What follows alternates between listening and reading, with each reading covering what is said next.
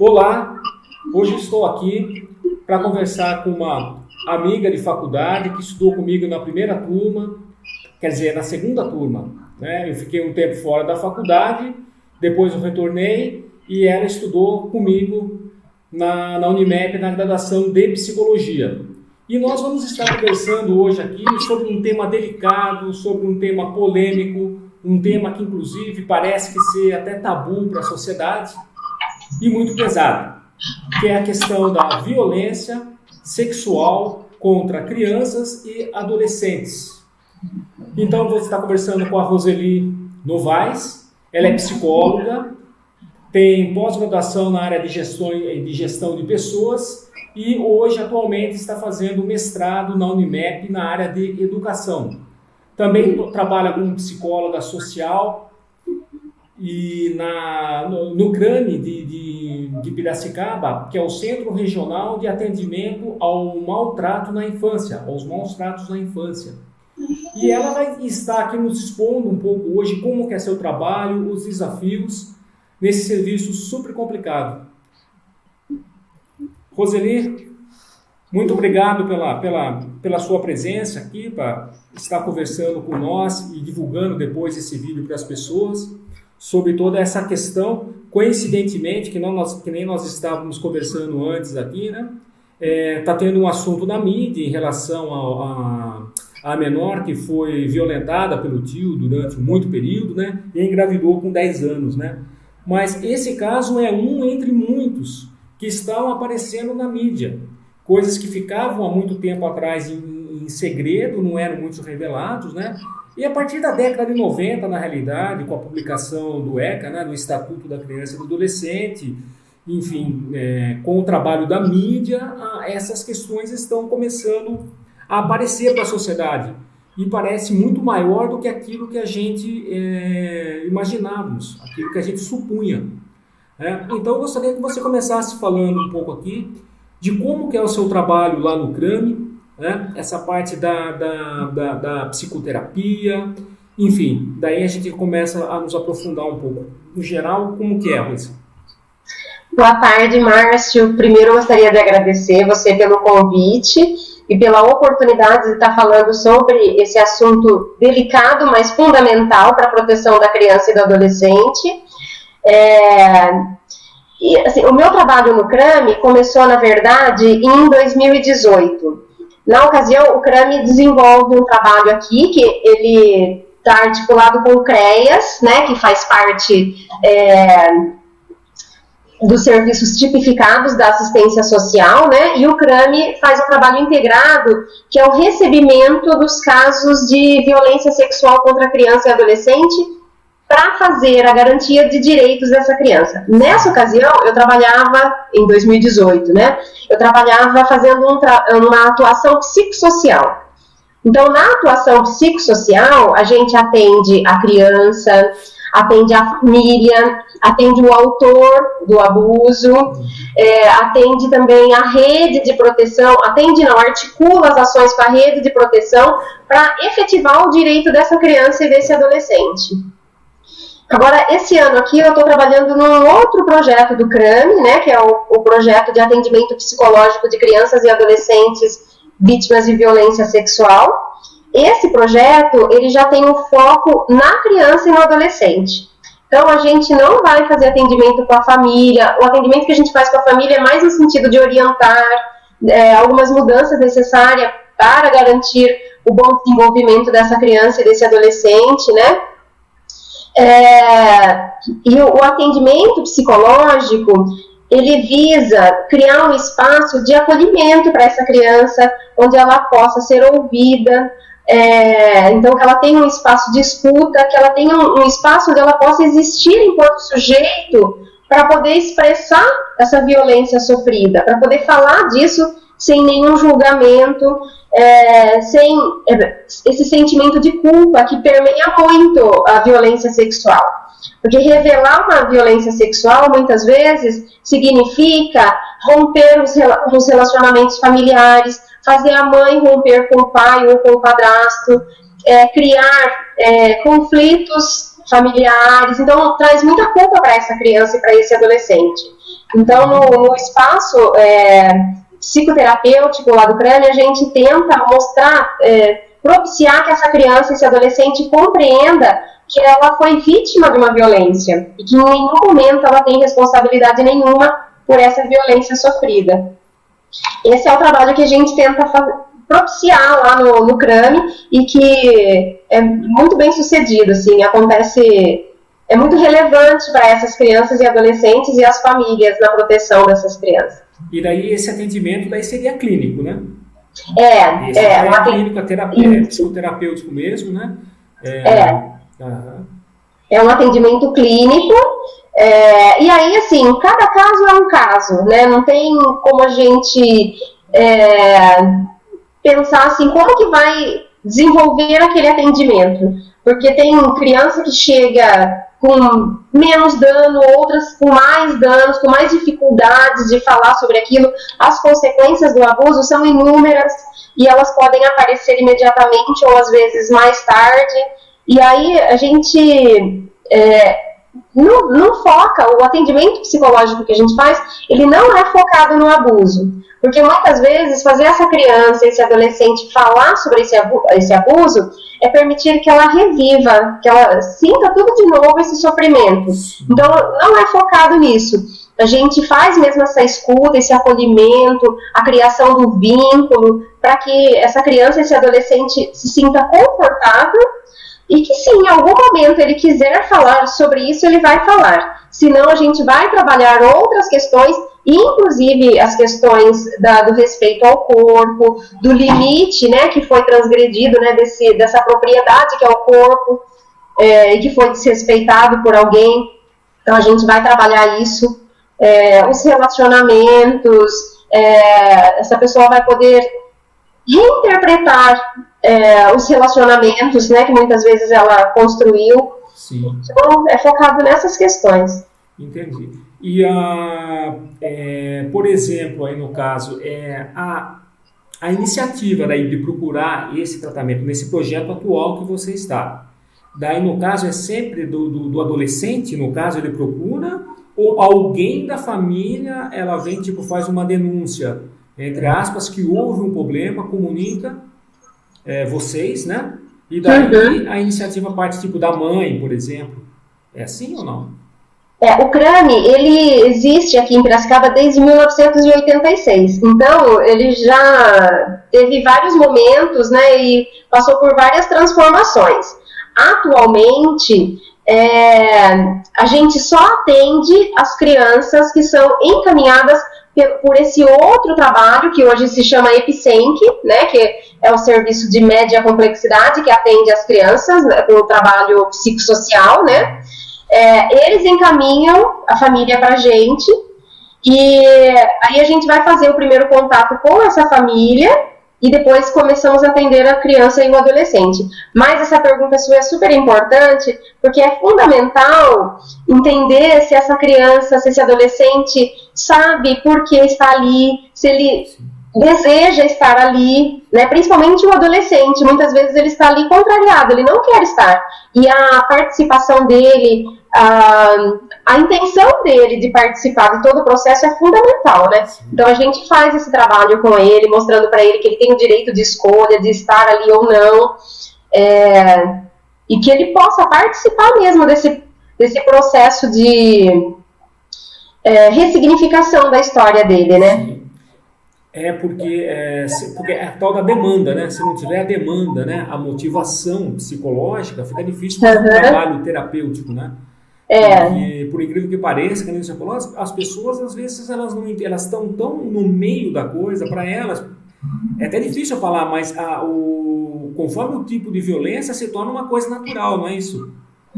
Exatamente. Mas é normal isso aí? Não é normal isso daí, né? É que ela cresceu, vai saber desde que idade começou o abuso, né? E uma questão importante, né, que você trazendo essa questão me fez pensar, é que assim, na maioria dos casos que a gente atende, a criança e o adolescente, ele se envolve muito com o trabalho e ele gosta de vir no serviço, ele gosta de passar pelo atendimento, porque aquele ali é um espaço unicamente dele, onde ele pode ser visto, né, com uma unidade mesmo, né? E muitas vezes tem uma resistência da família. Às vezes a família não consegue perceber a importância desse acompanhamento psicológico. E aí a questão da naturalização da violência, né? Sempre que eu começo a atender uma família lá no serviço, e também quando eu fazia o atendimento psicossocial, eu sempre gosto de perguntar se houve, né, se há histórico de abuso sexual. E a primeira resposta, na maioria das vezes, é não. Só que daí a gente faz uma orientação do que é considerado abuso, que eu acho que é importante a gente conversar um pouquinho aqui também, o que é considerado abuso sexual. E aí a pessoa muitas vezes, na maioria das vezes, se dá conta de que ela também foi vítima de abuso na infância dela. E que talvez por isso seja, de certa forma, naturalizado ou minimizado esse sofrimento. Porque ela entende, eu passei por isso e eu tô aqui, tô bem e tal, só que ela não consegue perceber que ela foi vítima de uma violência, que ela não foi cuidada, ela não foi ouvida, e hoje ela não está conseguindo proteger os filhos dela dessa violência também que eles estão sofrendo. Então acaba sendo uma naturalização, muitas vezes porque a própria pessoa viveu isso também, né? E ela entende que o abuso é o estupro em si, só que ele é muito além disso, não é só isso. E conceitualmente, vocês trabalham o abuso e estupro a mesma coisa, ou vocês fazem uma diferenciação? Tipo assim, o abuso seria uma coisa mais leve, o estupro uma... Como que vocês trabalham isso daí, em termos de conceito? Não, a gente trabalha o sofrimento daquela pessoa, individualmente, assim, sabe? Porque pode ser que ela tenha sofrido, que não tenha chegado a ter o estupro, mas aquilo causou um sofrimento tão grande nela, né? Principalmente dependendo da pessoa que abusou, muitas vezes o pai, né? Então causa um sofrimento tão grande que as consequências vão ser muito maiores, né? Então, para nós, independe se foi um abuso uma única vez ou se foi um estupro mesmo, se, né, houve penetração, né, e que tenha acontecido uma vez só também. Para nós, independe disso. O tratamento, o acompanhamento psicológico vai depender da demanda que a pessoa traz, do sofrimento que ela está trazendo ali no serviço. No serviço. Pode ser por conta de várias coisas, né? Pode ser que uma vez, né? Que não é pouco, óbvio, né? Mas que uma vez seja já o suficiente para dar todo o transtorno, né? E às vezes acontece que nem você falou, por conta da naturalização, a coisa ela se estende tanto, que em muitos casos pode levar inclusive até a morte, né? Conforme o caso também. E a coisa vai se estendendo, que por medo, enfim, por vários fatores, né, a pessoa ela não denuncia, ela não fala, ela não comunica a alguém, né? Inclusive essa questão da normalidade que é preocupante, porque pode ser que seja normal não só para a criança ou para o adolescente, mas para as pessoas que estão ao redor, né? E só para situar também depois o telespectador, que é uma coisa, acho que a maioria sabe, né? Mas não custa a gente estar colocando aqui, que me parece, até por conta das estatísticas, e você melhor do que eu para falar, é que os principais atores da violência sexual são da própria família, né? Seja pai, seja tio, seja irmão, não é isso, Rose? Até eu peguei lá os dados atualizados, né, dessa questão, né, do abuso, que envolvem o abuso. Quer ver? Deixa eu pegar aqui, tá aqui, ó. Primeiro, para a gente ver como que é frequente, né. Foram notificados em 2019 17.029 casos de violência sexual. Isso representa 11% das denúncias de violação aos direitos da criança. Então, de todas as violações, 11% é de violência sexual. E é importante a gente pensar que isso são as denúncias que chegam no Disque 100. Né? O Disque 100 é um dos canais. Então, as denúncias que estão no Conselho Tutelar muitas vezes não chegam no Disque 100, na delegacia, da mulher. Então, tem outros canais de denúncia que não estão contabilizados. Além disso, tem a questão do sigilo que você já comentou aí, né? Que é aquele pacto do segredo. Que a família não fala, o autor ameaça, né? Para que não fale. Então, esses nem chegam no conhecimento, nem chegam a virar estatísticas, né? Então, é muito maior do que isso. Mas o que está lá no Disque 100 é um pouco mais de 17 mil de casos registrados no ano passado. Desses casos que foram registrados, 73% ocorrem na casa da própria vítima, ou seja, da própria criança ou adolescente, ou na casa do suspeito. Isso a gente lida bastante lá, que são, por exemplo, os pais, né, separados. Aí, muitas vezes, a criança vai passar, né, o final de semana na casa do pai, e muitas vezes isso acontece lá. Então, é uma das questões que a gente lida bastante quando acontece na casa do suspeito. 40% dos casos registrados é cometido pelo pai ou pelo padrasto. Então, vem de encontro com aquilo que você falou, né? Que é bem isso mesmo. Quase a metade dos casos. E o perfil do suspeito, né? 87% é do sexo masculino e 73% é de idade adulta. A vítima, 46% está entre 12 e 17 anos. Adolescente, né? Mas o que está lá, eu acho que está uma faixa muito grande, dos 12 aos 17. Então, o abuso que acontece com um adolescente de 12 anos, né, é muito mais grave para essa vítima do que com um adolescente de 17. Não dá para colocar em proporção, assim, mas às vezes com 17... pode até acontecer o consentimento do adolescente, embora ele se encontre numa condição de não poder decidir sobre isso, pela questão da maturidade, né? Não. E 82% correspondem a meninas. Então, as meninas estão em situação de maior risco do que os meninos. E verifica também, assim, que acontece muito com crianças menores, né? Desde bebezinhos até crianças menores. A gente atende bastante crianças de 5, 6 anos. Com bebê também? Com bebê também. Acontece também com bebê.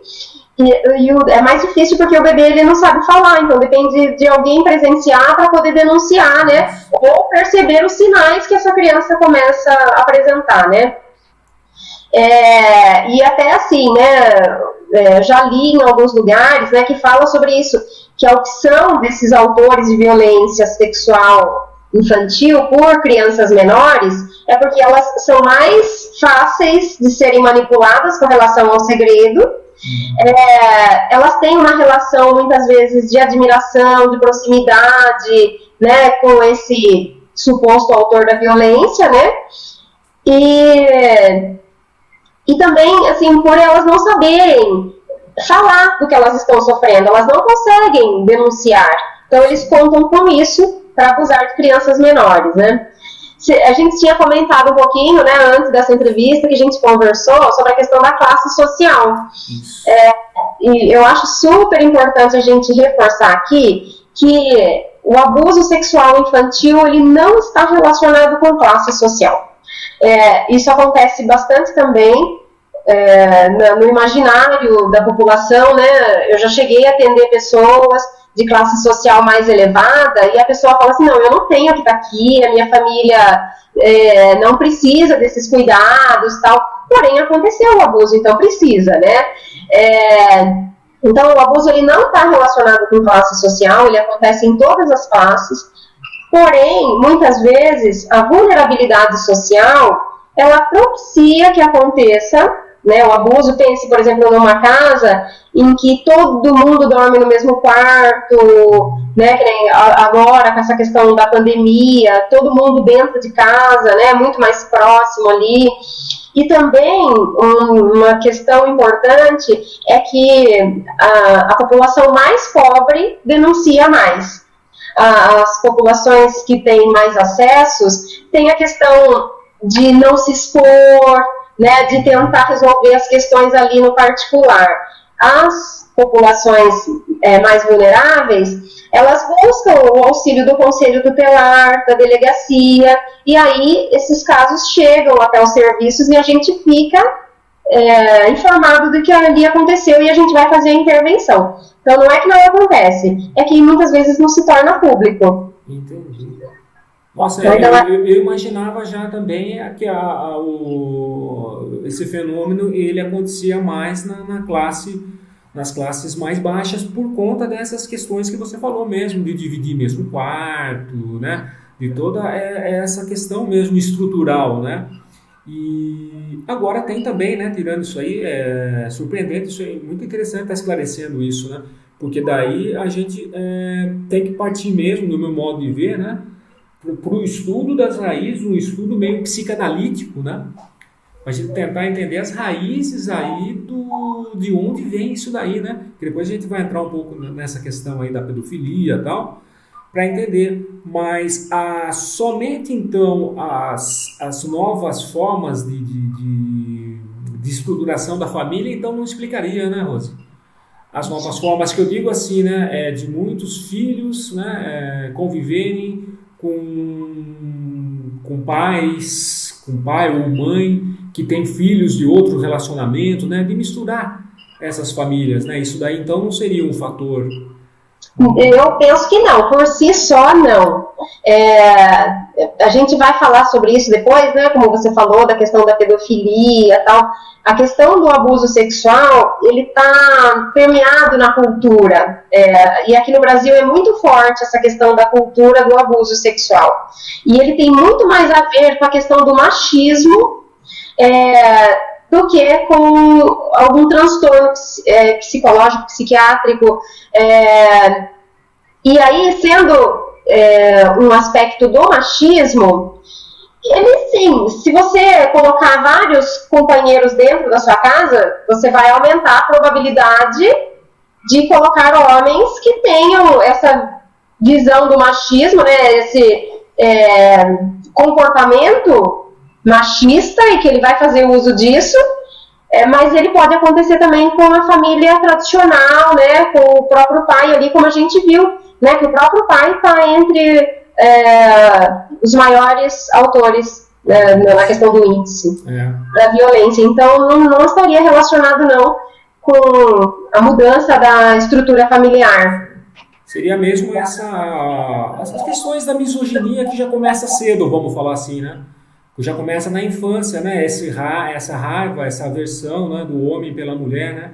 Então já começa porque a estatística é clara que você mostrou, né? Eu também estava dando uma olhada antes em algumas coisas de números em relação a isso, e eu vi essa mudança, porque quando nas primeiras idades lá do primeiro ano até mais ou menos os 4, 5 anos, é mais ou menos igual os índices entre violência contra o menino e a menina. A partir do momento em que começa a aumentar essa idade, a diferença é muito grande. Daí começa a diminuir significativamente a dos meninos e aumentar a de mulheres, até por conta, às vezes, da puberdade, né, que começa a ter diferenças maiores no corpo masculino e no corpo feminino, né? Mas, nitidamente, é misoginia que já está presente aí no início no início do desenvolvimento da criança. E isso é legal a gente pensar nessa questão da cultura, né? Porque se você pensar nesse dado que você trouxe, de que quando chega numa fase, começa a aumentar o abuso de meninas, né? Significa que esses homens, eles olham para essas meninas que são crianças e começam a ver que elas já são mulheres, e daí tem a ver com um monte de aspectos culturais, né? Como, eu gosto das novinhas, ou as músicas, né, as novelas que mostram os casais, né, de um homem bem mais velho, sempre com uma mulher mais jovem, né, então isso daí vai alimentando também, né, essa cultura machista e propicia esses abusos, né. Esses dias eu estava assistindo uma live de uma amiga, né, que ela estava falando sobre, inclusive, a questão do racismo, né, nessa questão que na cultura brasileira os homens costumam ver as mulheres negras com esse apelo sexual. E aí as meninas negras acabam sendo mais abusadas do que do que as outras meninas e os meninos, por conta de que entende na cultura de que a menina negra traz esse apelo sexual, assim, né, no seu corpo, nas suas formas. E aí muitas vezes essa menina, ela começa a crescer, ela começa a se intimidar, porque ela começa a perceber que ela desperta o desejo dos homens, né? Então, essa também é uma questão do machismo que precisa muito ser discutida. Você estava falando agora há pouco a respeito de toda essa discussão que tem feito das mulheres ficarem meio contra os homens, né? Eu sou super contra esse tipo de discussão, né? Eu acho que a gente tem que buscar espaço para todo mundo, né? Para ambos os sexos. Mas e tem espaço, né? Basta. Mas e a gente tem que respeitar o espaço de ambos, né? Nenhum é mais, né? Os dois estão em igualdade, né? De direitos, deveriam estar, né? Em igualdade de direitos, de acesso, né? Mas é importante a gente pensar isso, assim, que esse homem, ele cresce numa sociedade em que muitas vezes ele olha para a mulher e para a criança como um objeto que ele pode fazer uso para satisfazer as necessidades dele, inclusive as necessidades sexuais, né? Então daí vem a questão da violência física, da violência doméstica, da violência sexual, da própria violência psicológica, que está tão grudada ali com a questão da desigualdade de gênero, né? Do homem ser colocado como proprietário dessa mulher e dessas crianças, né? Por mais que isso pareça ser antigo, não, hoje isso não existe mais, é muito vivo no nosso dia a dia quando a gente atende as famílias, assim. Sim. Porque que nem nessa questão dos abusos sexuais, por exemplo, pelo que você está colocando, é que ela reflete todas essas, olhando agora para o lado macro, depois a gente vai tentar entrar no lado micro, né, no lado mais psicológico, mas a gente olhando para o lado social, ele mostra toda essa questão da vulnerabilidade que já existe socialmente falando, que vai se refletir na questão do abuso sexual, ou seja, a questão do gênero, a questão da cor, né? Então tudo isso que já existe, né? Essa violência já existe na sociedade como um todo, ele vai refletir na violência infantil. Isso, se a gente pensar na questão do macro mesmo, né? Porque se a gente pensar somente na vulnerabilidade econômica, se a gente pensar na questão dos mais pobres, então, aí não, né? Porque o machismo ele está presente também em todas as classes sociais, né? A questão da desigualdade de gênero, ela está presente em todas as classes sociais, né? A mulher ganha menos do que homem no mercado de trabalho até hoje. Então, essas questões, elas estão presentes em todas as classes sociais. Mas elas colocam questões dos grupos minoritários mesmo, né? De se pensar nessa proteção também. Então, nesse aspecto, estaria sim, né? Relacionado a isso também. A criança, ela é frágil, né, na nossa sociedade, ela é a parte mais fraca. Então, como a parte mais fraca, ela é vulnerável, né, ao poder do outro. Inclusive, quando a gente falar de pedofilia, vou falar um pouquinho sobre isso, que o abuso sexual tem tudo a ver com a relação de poder. Sim. Inclusive para manipular, no caso do homem, por exemplo, para manipular a mulher, né? Utilizar para a mulher mesmo, a sua mulher, no caso, né? Porque daí com a criança ele pode fazer, tentar provocar um ciúmes, entendeu? Estabelecer, criar um jogo, né? Um triângulo, um losango, sei lá que tipo de relação lá, para dominar a família, né? Para estabelecer relações assim de domínio mesmo, de dominação, de exploração, né? Isso eu acho que tem tudo a ver, né? Inclusive, tem casos que a gente atende, né, que a gente observa isso, e que daí a mulher, muitas vezes, ela se coloca contra essa criança, esse adolescente, né, essa menina, porque ela vê que, ela entende que essa menina seduziu esse homem. E que então ela é responsável pelo abuso que foi causado, porque ela seduziu ele. E quando essa mulher é uma mãe, né, como é que essa mãe vai proteger essa criança se ela vê essa criança como uma rival, que foi lá e seduziu o companheiro dela, o marido dela, né? E aí isso é uma questão super difícil para essa criança e para esse adolescente, porque além da violência sofrida, ainda tem esse sentimento de culpa por pensar, será que eu sou responsável de fato, né, por ele ter feito isso comigo? Né, quando na verdade ele é o adulto, né, ele que, se houve um jogo de sedução, com certeza ele estava em vantagem ali nesse jogo de sedução, né, pela experiência de vida dele. É por isso que aparece a situação no atendimento lá que você faz, né, isso de pessoas que foram violentadas e se sentem culpadas. Que é uma diferença a pessoa, a vergonha e culpa, né? Até para as pessoas entenderem isso aí. Porque vergonha, a pessoa não quer falar dessa coisa horrível que aconteceu na vida dela, ela se sente constrangida.